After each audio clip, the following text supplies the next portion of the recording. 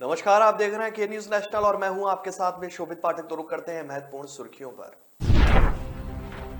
तजिंदर बग्गा मामला, पंजाब पुलिस भाजपा नेता को घर से उठा ले गई। दिल्ली पुलिस ने दर्ज किया अपहरण का केस। सीएम योगी पहुंचे अयोध्या, हनुमानगढ़ी के बाद रामलला के किए दर्शन, बसंती के घर किया भोजन। इलाहाबाद हाईकोर्ट ने कहा, मस्जिद में लाउडस्पीकर लगाना मौलिक अधिकार नहीं, याचिका खारिज। कर्फ्यू में दी गई 2 घंटे की ढील, 200 से ज्यादा गिरफ्तारी, 22 के खिलाफ एफआईआर दर्ज।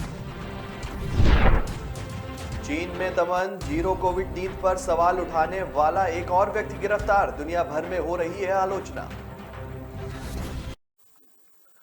भाजपा नेता तजिंदर पाल सिंह बग्गा को पंजाब पुलिस ने गिरफ्तार किया है। बग्गा की गिरफ्तारी के खिलाफ भाजपा कार्यकर्ता जनकपुरी पुलिस स्टेशन के बाहर प्रदर्शन कर रहे हैं। इस दौरान कार्यकर्ताओं ने अरविंद केजरीवाल और पंजाब पुलिस के खिलाफ जमकर नारेबाजी भी की।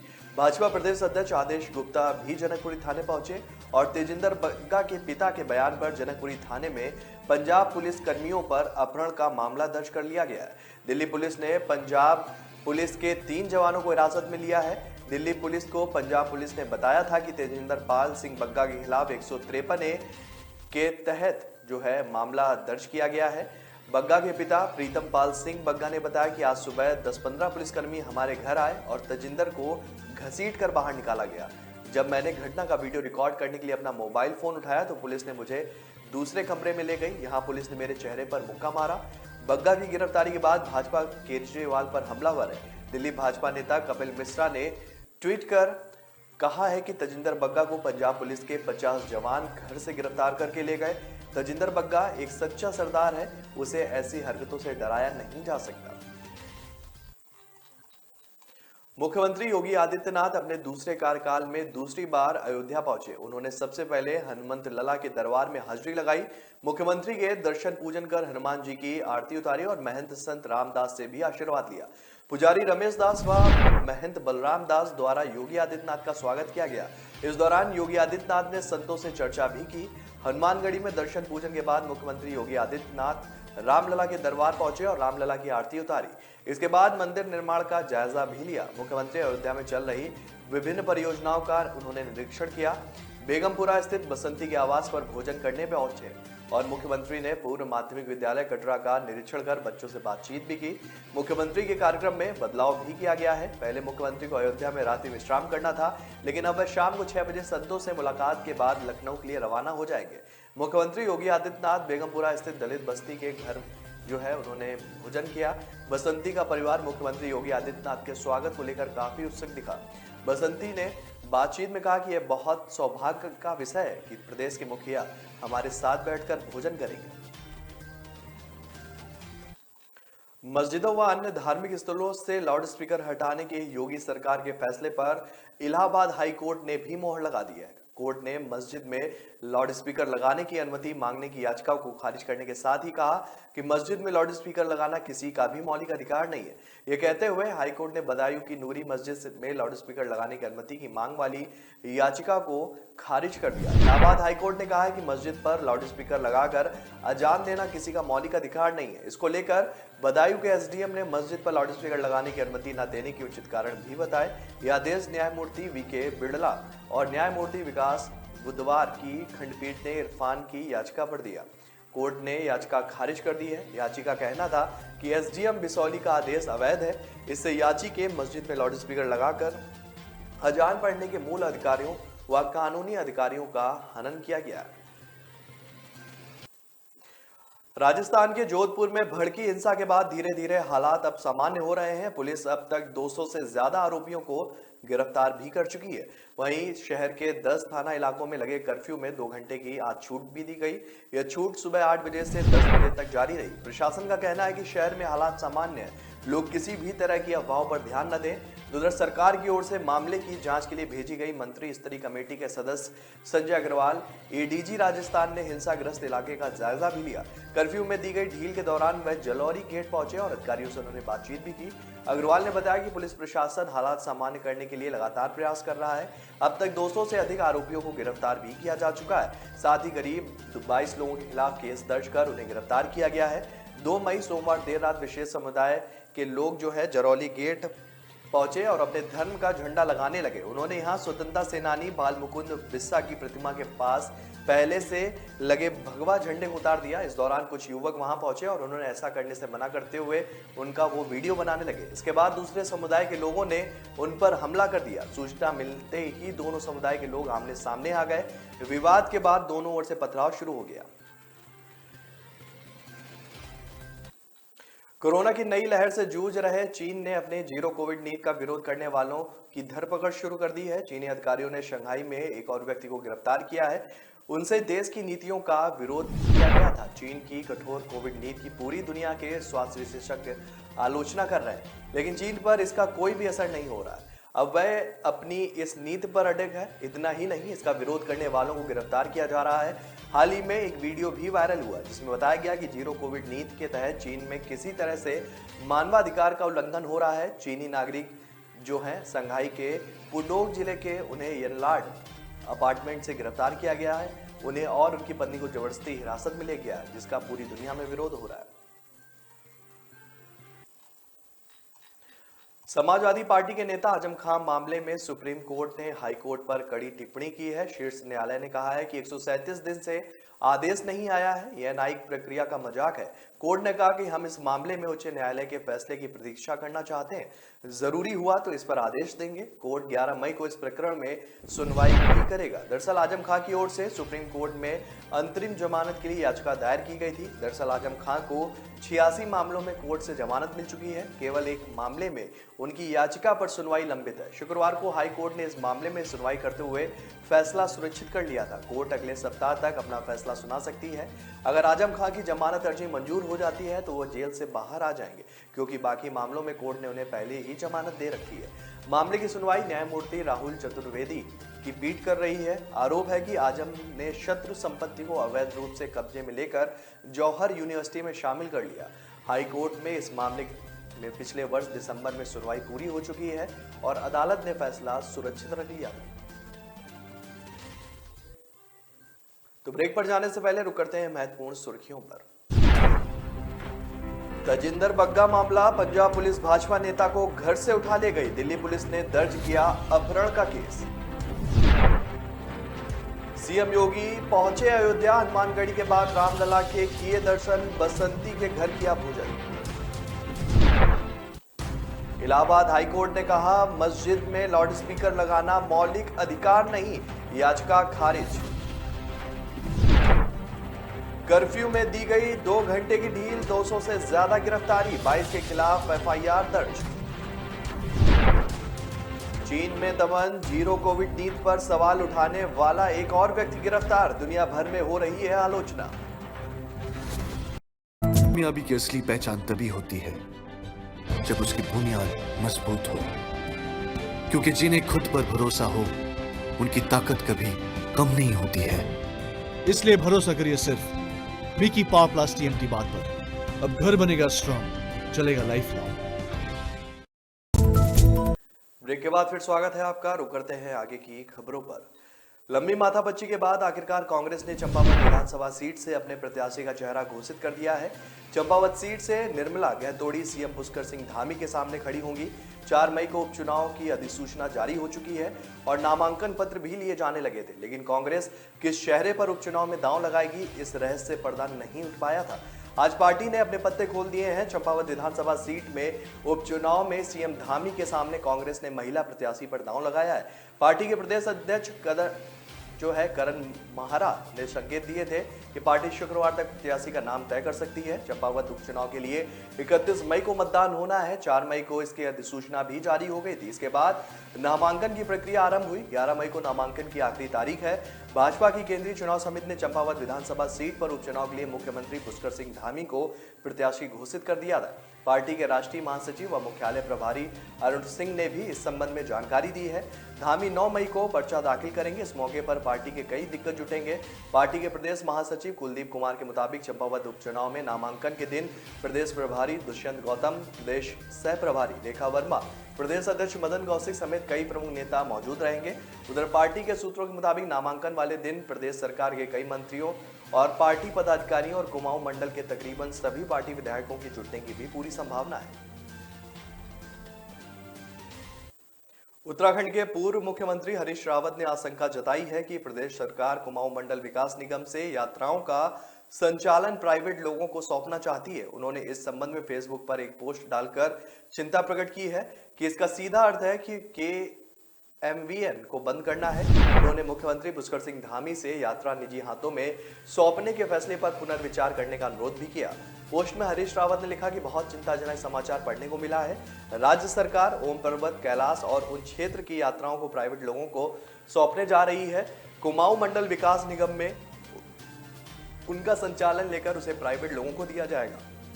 इसका सीधा अर्थ है कि कुमाऊं मंडल विकास निगम को बंद करना। पहले कुमाऊं मंडल विकास निगम कैलाश मानसरोवर की यात्रा संचालन करता था शब्द इसलिए इस्तेमाल कर रहा हूं क्योंकि मुझे लगता है कि सरकार का इरादा पिथौरागढ़ से होकर जाने वाली कैलाश मानसरोवर यात्रा को संचालित करने का फिलहाल नहीं है।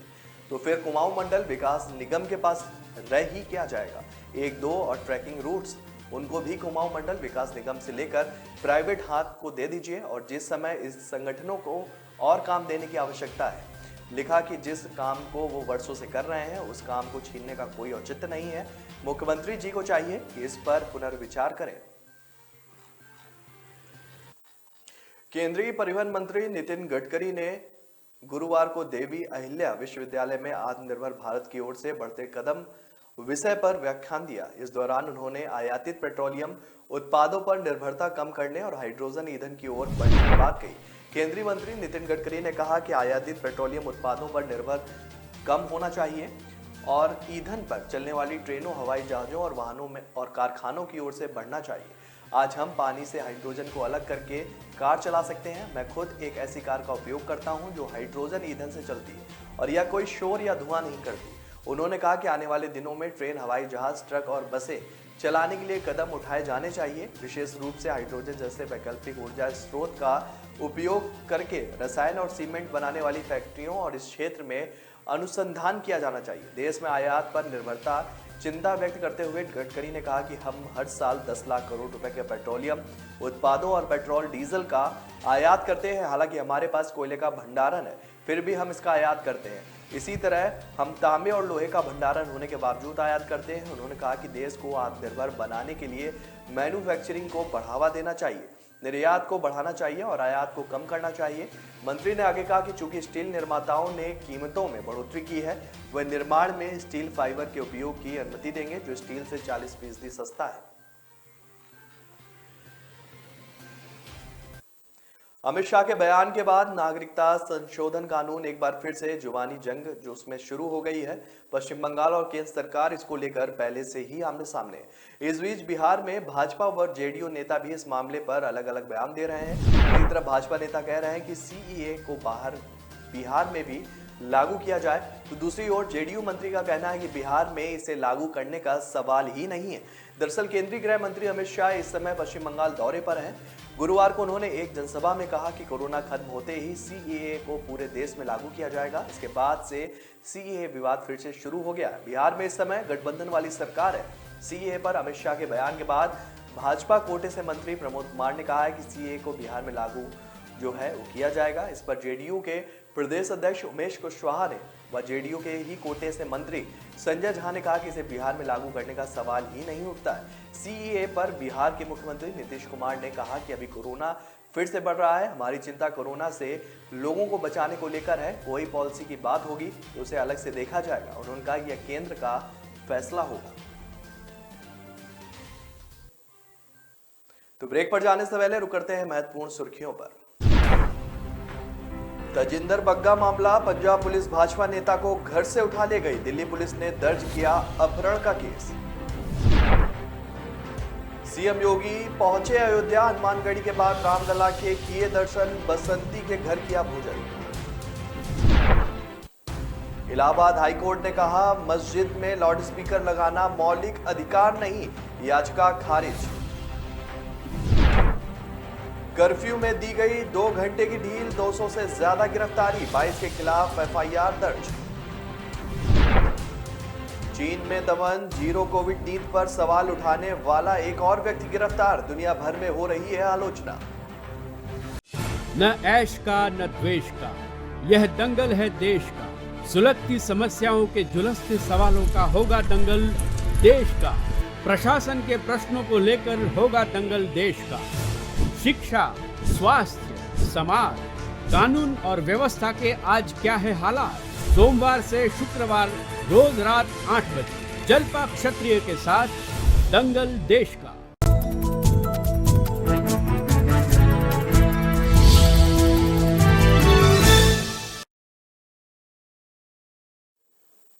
ब्रेक के बाद फिर स्वागत है आपका। रुक करते हैं आगे की खबरों पर। सांसद नवनीत राणा व उनके विधायक पति रवि राणा दंपति को जमानत मिलने के बाद एक बार फिर से शिवसेना नेता संजय राउत ने राहत घोटाले का आरोप लगाया है। कोर्ट ने जमानत देते हुए सवाल खड़े किए हैं कि एफआईआर में दंपति पर देशद्रोह से कोई ठोस आधार नहीं है। राउत ने इस टिप्पणी को राहत घोटाला कहा है। भाजपा पर हमला बोलते हुए शिवसेना सांसद ने कहा कि केंद्र को देखकर लगता है कि ब्रिटिश शासन बेहतर था, देश में रिलीफ घोटाला चल रहा है, इसके कई पहलू हैं। अपराध व आरोप सिर्फ हमारे खिलाफ सिद्ध हो रहे हैं, लेकिन ऐसे ही आरोप अन्य के खिलाफ साबित क्यों नहीं हो रहे।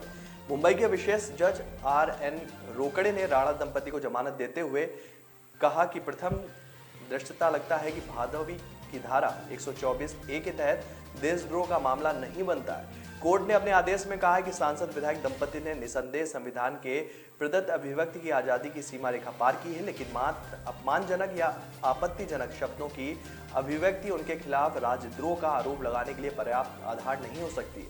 राणा दंपति को 23 अप्रैल को मुंबई की खार पुलिस ने गिरफ्तार किया था।